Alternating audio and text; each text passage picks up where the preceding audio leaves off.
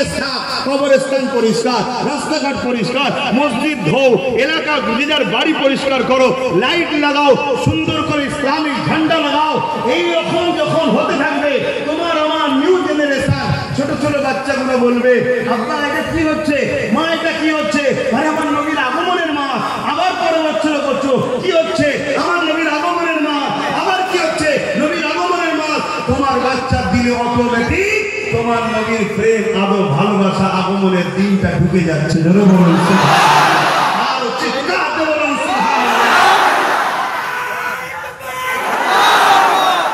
এই দুনিয়া সব জায়গায় তোমাদের ব্রত রয়েছে, খারাপ চলছে, নামাজ দিচ্ছে, দাঁড়িয়ে দিচ্ছে, টুপি দিচ্ছে, সবটাই ভালো, কিন্তু উল্টাদের কেটে দিচ্ছে, হুজুরকে ছেড়িয়ে দিচ্ছে। 52টা জুম্মা হয় মসজিদে, 52 জুম্মা হয়, হুজুরের আলোচনা করা হয়, সেগুলো তো খেয়াল করতে হবে। তুমি যদি হুজুরের হও, যেখানে হুজুরের চর্চা নেই সেখানে তোমার থাকার প্রয়োজন না। এটাই তোমার আকিদা হওয়া দরকার। কি ঠিক বললাম নাকি? এটাই আদর্শ হওয়া দরকার। যে কোনো দলের বক্তাকে নিয়ে আসো, বক্তা দাঁড়িয়ে কি বলে, তার দলের নেতার প্রচার করে, আমার নেতা এই করে, আমার নেতা এই করে, আমার নেতা বিট করে, আমার নেতা এই করে, হয়তো সব ঝেড়ে বিক্রি করে দিতে, তারপরেও প্রচার করে না, করে না। কেন করে? সামনে ওরা আমার নেতাকে প্রেম করে, তো সবাই নেতা নেতা নেতা নেতা, উম্মতে মুহাম্মাদি দাবি করে, উলামা দাবি করে, ইমাম দাবি করে, পীর দাবি করে, পীরজাদা দাবি করে, জলসায় উঠছো, মসজিদের মেম্বারে দাঁড়াচ্ছ, তোমার তো উচিত নেতাকে চিনাও। নেতা নেতা চিনলে কোরআন চিনবে, নেতা চিনলে রাসূল আল্লাহ চিনবে, কারণ মুহাম্মদ রাসূল ছাড়া আল্লাহ পাওয়া যাবে না। আল্লাহ সেই নিজাম করে দিয়েছে। আল্লাহ তাই বলছে কুল হুয়াল্লাহু আহাদ, হাবিব আপনি বলে দিন আল্লাহ এক, জোরে বলুন সুবহানাল্লাহ।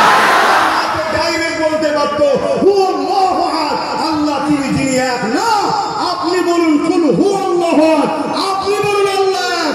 আপনার মুখে আমার প্রচার হবে, আপনার মুখের প্রচারে জামাই মানবে, সেই হলো প্রকৃত তাওহীদবাদী, তাকে আমি লোক বাকি সব পাপ। সুবহানাল্লাহ। কথা মাথায় ঢুকছে না লোকেরা? আকীদা ঠিক করে নিন।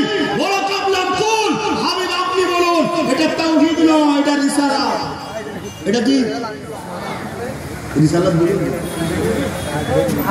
এটা তো অজি আপনাদেরকে শোনাই, আপনাদেরকে শুধু ফাজাইল শিখাচ্ছে, এটা করলে এই ফজিলত, ওটা করলে ওই ফজিলত, এটা করলে এই ফজিলত, ওটা করলে।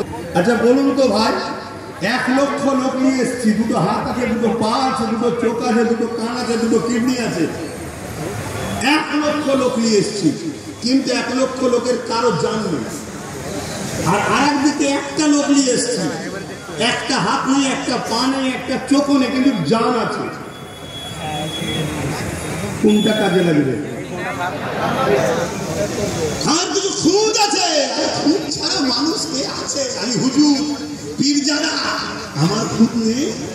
আমি তো মনে করি তোমাদের থেকে বড় পাপী আমি, কিন্তু জানটা আছে, জানটা অর্থাৎ ইমানটা আছে। আমি বুঝাতে পারছি তো নাকি? এটার কষ্ট করছি, আল্লাহর রাস্তায় বলে যাচ্ছি, আল্লাহর দোহাই দিয়ে বলে যাচ্ছি, আল্লাহ যাকে প্রেম করেছে, আল্লাহ যাকে ভালোবেসেছে, তাকে তোমরা ভালোবাসো যদি আল্লাহ পেতে চাও, নাই সব বেকার হয়ে যাবে।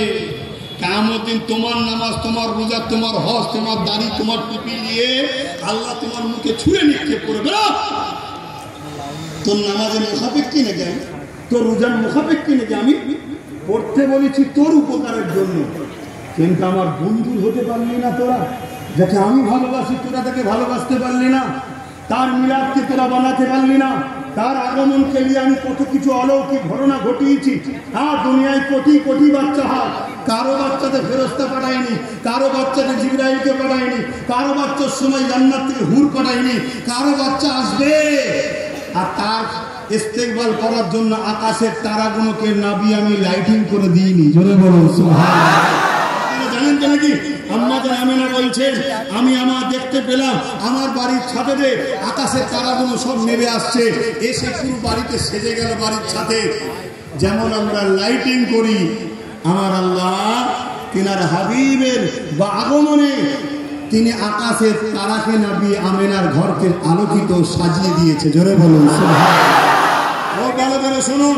এখন বিজ্ঞান মুচকে হাসতে পারে, বিজ্ঞান মুচকে হাসতে পারে যে তারা যদি এক জায়গা থেকে আরেক জায়গায় ছড়ে তাহলে দুনিয়া ওলট পালট হয়ে যাবে, বিরাট কিছু ক্ষতি হয়ে যাবে। বিজ্ঞান মুচকে হাসতে পারে। আমি এই 150 বছরের বিজ্ঞানকে বলবো না, এখন অনেক ঢিলে আছে, টাইট আমাদের কাছ থেকে করতে হবে। শুনছেন তো নাকি?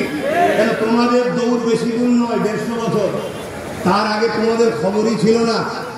শুনে রেখে দাও, আল্লাহ তিনি বেশাক তারাকে এমন ভাবেই রেখেছে উলট পালট হলে দুনিয়া ধ্বংস হবে। কিন্তু খোদা যখন বলবে কোন হো যা, ওই জায়গায় যখন তারা যাবে তখন দুনিয়া উলট পালট হয় না। জোরে বলুন সুবহানাল্লাহ। খোদ মালিক তিনি, তিনি সব করেন। ওটা আমাদের ঢুকছে না, ঢোকে না। না আবার অনেকে মুচকে হাসতে পারে, দেখেছি কিছু বুঝেনি। হ্যাঁ, আমরা কিছু বুঝিনি, তোমরাই সব বোঝো। হ্যাঁ, তো বলো তো দেখি, প্রথম আসমানের উপরে কি আছে? বলছে জানি না। দ্বিতীয় আসমানের উপরে জানি না। তৃতীয় আসমান, চতুর্থ আসমান, পঞ্চম আসমান, সপ্তম আসমানের উপরে কি আছে?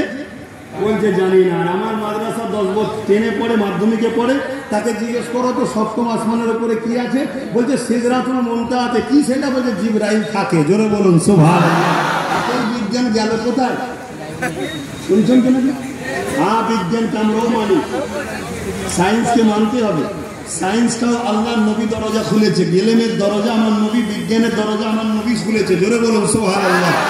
কিন্তু কিছু জায়গায় বিজ্ঞান ফেল, কিছু জায়গায় বিজ্ঞান ফেল।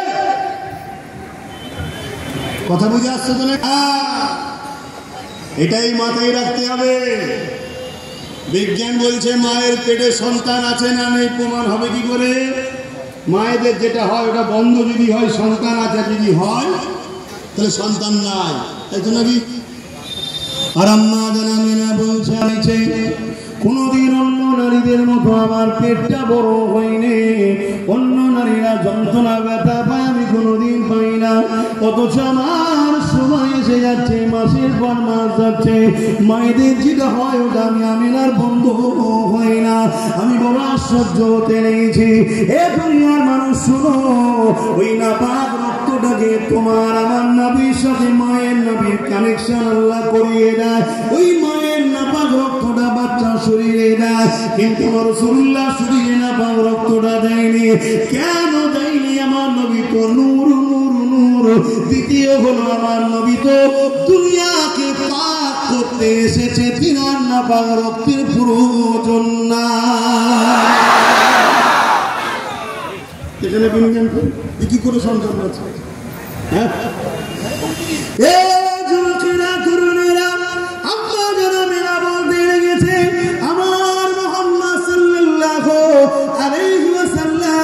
আব্দুল্লাহর পিছনে থেকে আমার রেহেম মুবারক এখন চলে এলো।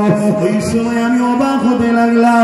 আমি ঘরের মধ্যে যে ঢুকেছি, আমার ঘরের দরজা ঘরে দেয়াল গুলো আমি আমিনাকে সালাম মুবারকবাদ দিতে লেগেছে।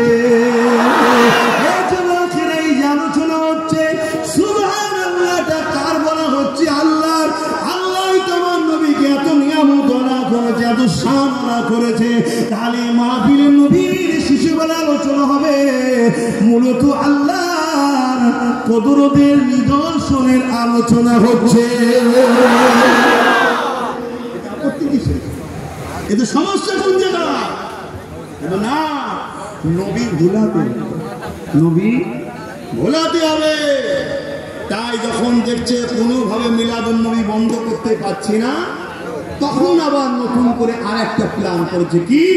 মিলাদুন নবীর নামে যুব সমাজের হাতে ডিজে বক্স হই হই দিয়ে রোড অবরোধ করে সর্বধর্মের মানুষের দেশে অন্য ধর্মের মানুষের কষ্ট দিয়ে, এটা আমার নবীর আদর্শ হতে পারে না।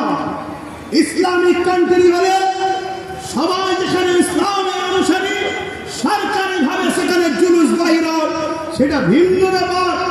আপনিও জুলুস বার করতে পারেন উজু অবস্থায়, মাথায় টুপি দিয়ে, ইসলামী লেবাসে, পাক পবিত্রতার সাথে আপনার মুসলিম মহল্লায়, মুসলিম এলাকায় আপনি শান্তিভাবে ঘুরলেন, হুজুরের স্লোগান দিলেন, লাইন দিয়ে গেলেন, আমার শরীয়তে সেখানে নিষেধ নাই। শুনছেন তো নাকি? কিন্তু আপনি এমন কাজ করে ফেলবেন যেখানে এই সমাজের এক শ্রেণীর মানুষ যারা শান্তিতে থাকা পছন্দ করে না, আর কেউ শান্তিতে থাকুক এটাও পছন্দ করে না, আপনার এই সুযোগটাকে কাজে লাগিয়ে আপনার আমার সমাজের বুকে ভ্রাতৃত্ব, ভাইচারা, মানববন্ধন যেটা আমার নবী তৈরি করে দিয়ে গেছে, আমার নবী যে আদর্শ শিখিয়েছে, সেই মানববন্ধনের মধ্যে ফাটল ধরিয়ে দেওয়ার জন্য একদল মানবরূপী শয়তান ঘুরে বেড়াচ্ছে। তখন সেই সুযোগটাকে কাজে লাগাবে।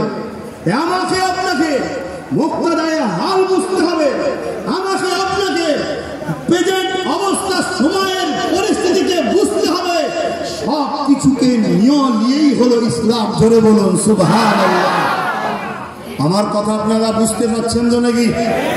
আসুন আল্লাহ আমাদেরকে শান্তির নবী, ন্যায়ের নবী, ইনসাফের নবী যে দেখানো রাস্তা, সে রাস্তায় চলে নিজেদের জীবন এবং সমাজকে শান্তি প্রতিষ্ঠিত করার তৌফিক দান করে। বলুন আমিন। আম্মা জান আমেনা বলছেন, আমাকে গাছের পাশ দিয়ে গেলে গাছ দেখি আমার কাছে ঝুঁকে যায়, ঝুঁকে নাম দেয়, বলে আমিনা তোমাকে মোবারকবাদ দিই, তোমার গর্বে সাইয়্যিদুল মুরসালিন আছে। জোরে বলুন সুবহানাল্লাহ। এ আমিনা, পাহাড় থেকে আওয়াজ আসে, পাথরের কোণা থেকে আওয়াজ আসে। হাতটাকে আম্মা আমেনা বলেন, আমি যখন কুয়া থেকে পানি আনতে গেছি, কুয়া ছিল তখন পানি আনতে গেছি, রশি দিয়ে ধরে টেনে তুলতে হতো, বালি দিয়ে, মাটি কি বলে, বালতি দিয়ে বড় কষ্ট করে তুলতে হতো। কিন্তু যেদিন আব্দুল্লাহর পেশিনা থেকে আমার পবিত্র রেহেমে নূরে মুজাসসাম চলে আসে, যখন আমি গেলাম, ওই কুয়ার ভেতর থেকে আমাকে সালাম ও মুবারকবাদের আওয়াজ আসতে লেগেছে। আমি প্রথমবার একটু বড় চিন্তিত হয়ে ঘাবড়ে গেলাম। আস্তে আস্তে আগিয়ে দেখি একটা তুল কালাম চলছে, ওই পানি আস্তে আস্তে ফুলছে, ফাঁপছে, পানি কুয়ার কানাকানি এসে গেল, আর আওয়াজ দিল, আমেনা আসার কি দরকার ছিল? সাইয়্যিদুল মুরসালিন রাহমাতাল লিল আলামিনের মা হন আপনি, বললে বাড়ি পৌঁছে যেতাম। জোরে বলুন সুবহানাল্লাহ। এই ক্ষমতা আছে না নাই? 800 বছর আগে মুহাম্মদ রাসূলের এক গোলাম সুলতানে হিন্দ আতায়ে রাসূল মুঈনুদ্দিন আজমিরি যদি লুটা পাঠিয়ে বলে, আনা সাগরকে বল মুঈনুদ্দিন ডেকেছে, সব যদি লুটার মধ্যে আসতে পারে, আমার নবীর গোলামের যদি এই হাল হয়, গোলামের নবীর মা যদি বলে এ পানি চলে আয়, অবশ্যই আসবে। বলে বলুন সুবহানাল্লাহ।